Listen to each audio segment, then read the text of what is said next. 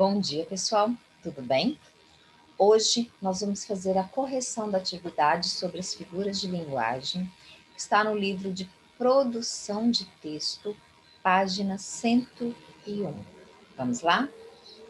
Então, a gente já viu as figuras de linguagem na aula passada, agora nós vamos apenas analisar. Ironia. Releia um trecho da crônica Um Idoso na Fila do Detran.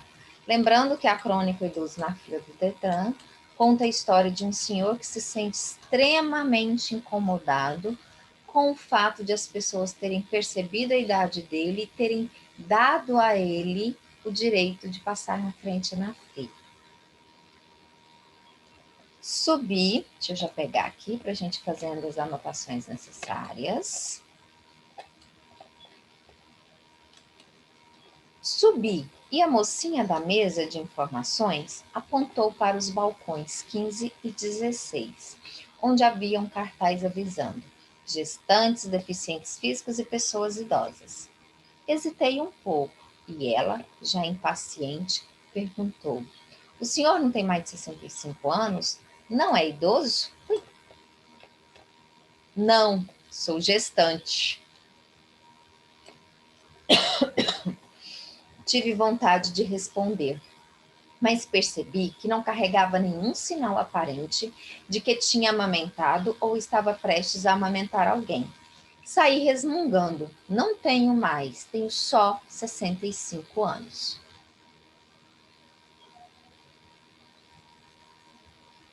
Então, a gente tem ele extremamente incomodado, já nervoso.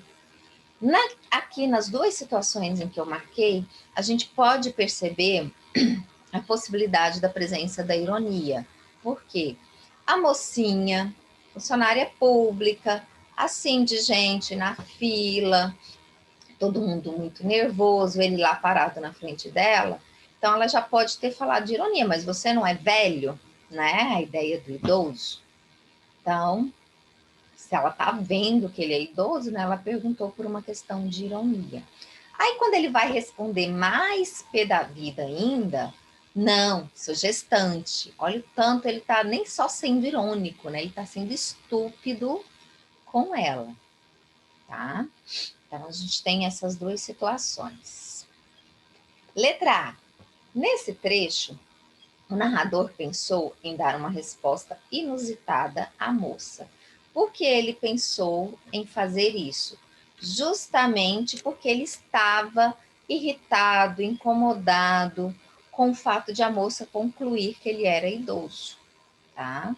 Então ele pensou em fazer isso porque ele já estava muito nervoso com a questão de ser considerado um idoso. B. Que efeito de sentido esse trecho provoca no texto? Quando ele fala assim, não, sou gestante, um homem falando isso, além de reforçar essa ideia de que ele já estava muito nervoso, que é o que nós respondemos na letra A, provoca um certo humor no texto, né? Porque isso é óbvio que não, então é uma forma irônica de ele se comunicar, então provoca um efeito de humor. Aqui a gente já tem a resposta da letra A e da letra B nesse trechinho aqui, ó. No trecho acima, o narrador pensou em dizer para a atendente do Detran que era gestante, como forma de chamar a atenção dela para uma situação óbvia, né? A de que ele não era gestante. Então, lembra? A gente diz o oposto, a gente diz o que é óbvio. Paradoxo, como nós vimos, são ideias opostas geradas através de um absurdo, ou seja, as ideias não se aceitam, né? Estarem juntas.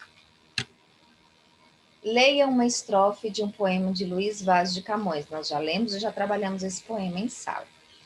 Amor é fogo que arde sem se ver, é ferida que dói e não se sente, é um contentamento descontente, é dor que desatina sem doer. Então, observem que em cada verso nós temos expressões que geram esse choque absurdo típico do paradoxo. Ó. É fogo que arde sem se ver. Como é que o fogo está ardendo, está queimando e eu não enxergo? Ou, se eu não estou enxergando, como é que eu vou saber que ele está ardendo? É ferida que dói e não se sente. Do mesmo jeito, se está doendo, como é que eu não sinto? Se eu não sinto, como é que eu sei que está doendo? É um contentamento descontente. Como é que pode existir contentamento se está descontente? É dor que desatina sem doer. Dor que desatina é aquela dor tão intensa que te deixa meio maluco, tão agoniado que você não sabe o que fazer. Como é que você tá doido de dor se ela não tá doendo? Tá vendo os absurdos? Isso é próprio do paradoxo. Letra A. Esses versos reúnem ideias contraditórias. A oposição exposta nos versos é absurda, exagerada ou possível de acontecer. Explique. Como eu acabei de falar, é uma oposição absurda, pois as situações não se aceitam, não podem acontecer juntas, tá? Então, é uma oposição absurda, pois as situações mostradas não podem ocorrer juntas. B. Que efeito de sentido esse recurso atribui ao texto, ao trecho lido? Ele reforça a ideia de que o amor é um sentimento contraditório. Tá? Então, esse recurso reforça a ideia de que o amor é um sentimento contraditório, difícil de ser definido. Olha aqui de novo. No poema, Camões utilizou a linguagem de maneira não convencional. Empregou palavras e expressões fora de seu sentido comum e uma forma inusitada e expressiva de construir frases. A antítese, diferente ali de cima, a gente vai ter os opostos, né? Mas aqui agora eles vão trazer a ideia de totalidade, não mais de contradição, beleza? Os versos a seguir fazem parte de uma letra de canção. Leia-os. A vida é mesmo assim, dia e noite, não e sim. Nesse trecho foram usadas palavras com sentidos opostos. Identifique-as. Então, a gente tem aqui dia e noite, não e sim. Ah, essas duas oposições, ou esses dois pares. B. Que ideia a combinação dessas palavras sugere? Sugere que a vida é feita de opostos, sugere a totalidade da vida, sugere que na vida de um tudo pode acontecer. Qualquer resposta nesse sentido que vocês colocarem fica correta. Então, a combinação dessas palavras sugere que a vida é feita de opostos, ou que as situações podem sofrer mudanças. Hipérbole, como nós vimos, é o exagero, né? Nós temos aqui um trechinho do conto A Bela e a Fera, de Clarice Lispector. Aqui, como o próprio nome já diz, é uma releitura do conto de fadas tradicional, tá bom? Pois ela era 50 milhões de unidades de gente linda. Nunca houve em todo o passado do mundo alguém que fosse como ela. E depois, em 3 trilhões de anos, não haveria moça exatamente como ela. Então, para reforçar a beleza da personagem Bela, primeiro ela diz que ela tem 50 milhões de unidades de gente linda dentro dela. Então, é como se ela fosse 50 milhões de vezes mais linda que uma pessoa bonita. Depois diz que ela era tão linda que nunca houve no passado e nem nunca em 3 trilhões de anos vai haver alguém tão linda como ela. Olha, 3 trilhões de anos já é um exagero. Aí ela ainda falou 3 trilhões de trilhões, que é mais reforçado ainda. Tá? Letra A. Qual é o assunto destacado pelo narrador nesse trecho? A beleza da personagem, a beleza da moça. B. Observe as expressões em destaque, são as que nós analisamos. Que ideias elas expressam em relação aos elementos a que se referem? Sem dúvida nenhuma, exagero. Prosopopeia ou personificação, como eu já falei na aula de explicação, é quando a gente dá características, atitudes humanas e animadas a outros seres. Tá bom? Aqui, por exemplo, janela inteligente respira para gerar sua própria energia. Inteligente e respira são atitudes e características próprias do ser humano, não de uma janela. A janela é um quadradinho que tem nas paredes das casas para que entre ar, luz, né? Eu tô com uma janela aqui atrás. Essa janela não é inteligente e muito menos respira, né? A pessoa que está dentro da janela pode ser inteligente, pode estar respirando, ou a janela traz o ar para que a pessoa respire, não a própria janela fazer isso, ok? Identifique a ação presente nessa manchete. A ação que nós temos é apenas a do verbo respirar.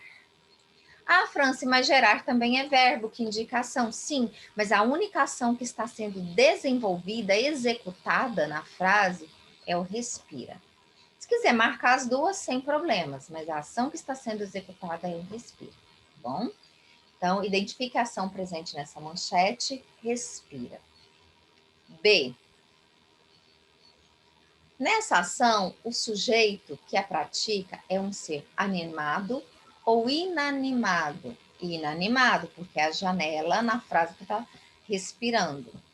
C. Normalmente, essa ação é praticada por seres animados ou inanimados, né? Quem respira são seres animados, pessoas, animais, vegetais. Eufemismo, como a gente viu, é uma maneira simples, amena de dizer as coisas. O trecho a seguir foi retirado do Alto da Compadecida do escritor brasileiro Ariano Suassuna. Leiam. Chicó cumpriu sua sentença e encontrou-se com um único mal irremediável, aquilo que é a marca do nosso estranho destino sobre a terra. Aquele fato sem explicação que iguala tudo o que é vivo num só rebanho de condenados. Nós temos aqui três expressões que fazem referência à morte, né? E foram usadas de maneira eufêmica, ó. E encontrou-se com um único mal irremediável, aquilo que é a marca do nosso estranho destino sobre a terra. Aquele fato sem explicação que iguala tudo que é vivo num só rebanho de condenados. Então, tudo isso está substituindo a palavra morte. Letra A. Nesse trecho foi utilizada uma expressão mais leve para atenuar o sentido pesado da morte do personagem João Grilo. Que expressão é essa? Pode copiar qualquer uma dessas três. Tá? A primeira é a menor, o único mal irremediável. B. O que o uso de uma expressão como essa produz numa situação comunicativa? Então, quando a gente usa os eufemismos, a gente evita que as pessoas fiquem chocadas com o tema, né? Então, dizer que o João Grilo encontrou-se com o único mal irremediável da vida é, de certa maneira, menos chocante dizer que o João Grilo morreu. Tá bom? Então, evita que as pessoas fiquem chocadas com o assunto. C. Faça uma pesquisa em livros ou na internet e encontre outros dois exemplos de eufemismos que são muito comuns no dia a dia. Para a morte, a gente tem um monte. Dizer que a pessoa descansou, foi para o céu, virou estrelinha, né? A gente tem alguns eufemismos para dizer que a pessoa está gorda, a gente diz que ela está acima do peso, com excesso de fofura. Agora que você já estudou algumas das figuras de linguagem, faça as atividades a seguir. Questão 7. Leia uma tirinha em que o personagem Armandinho e seu pai estão conversando. Filho, escovou os dentes? Já pedi 1 milhão de vezes. Não, não mesmo. Foi no máximo umas 10.000. Letra A. Que expressões utilizadas pelos personagens são consideradas figuras de linguagem? Nós temos aqui os dois números, tá? 1 milhão de vezes e umas 10.000, ok? Esses dois números estão de forma exagerada. Nenhuma situação e nem outra é possível de você fazer isso nessa quantidade de vezes. B. Que figura de linguagem é essa? Ah, e só vamos responder aqui primeiro, depois eu volto aqui em cima. Que figura de linguagem é essa? Sempre que eu exagero, eu uso uma hipérbole. Agora vamos voltar aqui. Quando o pai fala para o menino, já pedi 1 milhão de vezes, ele vira não mesmo? Foi no máximo umas 10.000, além da hipérbole aqui das 10.000, ele está sendo irônico com o pai, perceberam? Que ele quer ridicularizar a cobrança do pai, ele quer amenizar isso daí fazendo uma brincadeira. Então, ele foi extremamente irônico com o pai aqui também, tá bom? C. Com que finalidade essa figura de linguagem foi empregada?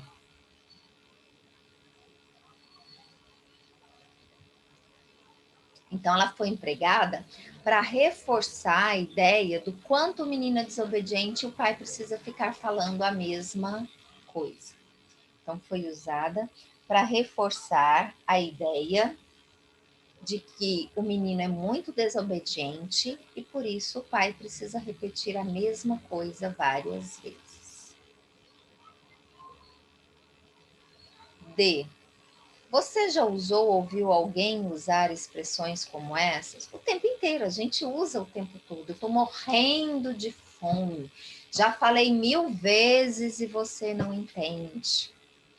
Em caso afirmativo, converse com seus colegas sobre a situação em que foram usadas e dê exemplos dessas expressões. Então, vocês podem dizer que é quando a gente quer falar que a comida precisa sair logo, a gente diz que está morrendo de fome, né?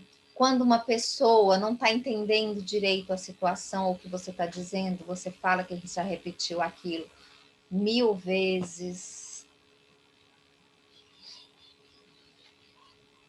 8. Leia alguns trechos de textos.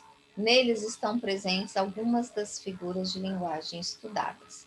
Então, aqui na letra A, já pergunta, identifique qual é a figura de linguagem presente em cada um dos trechos. Então, já vou ler os trechos e indicar a figura, tá? Então, a gente já vai fazer a resposta da letra A. No trechinho A, choveu naquele final de semana um Atlântico. Tem como uma chuva produzir um oceano inteiro? Não. Então, nós temos aqui uma hipérbole, é um exagero. B. A névoa deitou-se para o sono sobre a linha do horizonte. Névoa não tem corpo para deitar. Então, aqui está dizendo apenas que a névoa baixou. Isso quer dizer que nós temos aí uma prosopopeia. Então, letra B, prosopopeia. No textinho C, o esforço para lembrar é a vontade de esquecer. Então, não existe como eu fazer esforço para lembrar se eu estou com vontade de esquecer. Nós temos aí um paradoxo. O céu dorme na montanha, do mesmo jeito, o céu não tem corpo para se deitar e dormir. Então, nós temos aí também uma prosopopeia. Então, letra A. O que era na letra A? Esqueci. Letra A, hipérbole. Letra B, prosopopeia. Letra C, paradoxo. E letra D, prosopopeia. B. Explique o sentido do emprego das figuras em cada um dos trechos. Então, isso eu já falei também, mas vamos voltar lá. Trecho A. A hipérbole está dizendo que choveu muito, está exagerando a quantidade de chuva. Trecho B. A prosopopeia está indicando que a névoa estava baixando sobre o horizonte, né? Então, ou está dizendo que ao olhar para o horizonte a gente via neve, pode ser também.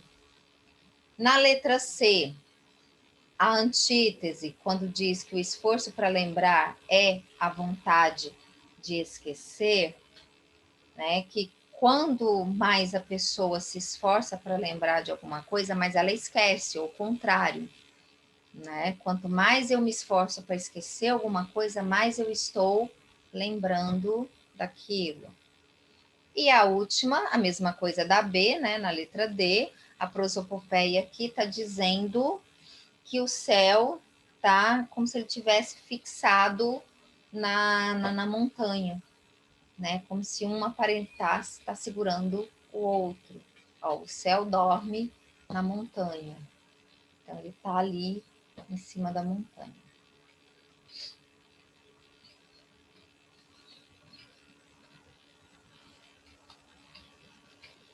Bom, só essas. Então, a gente termina por aqui. Tá? Até uma próxima oportunidade. Muito obrigada. Tchau.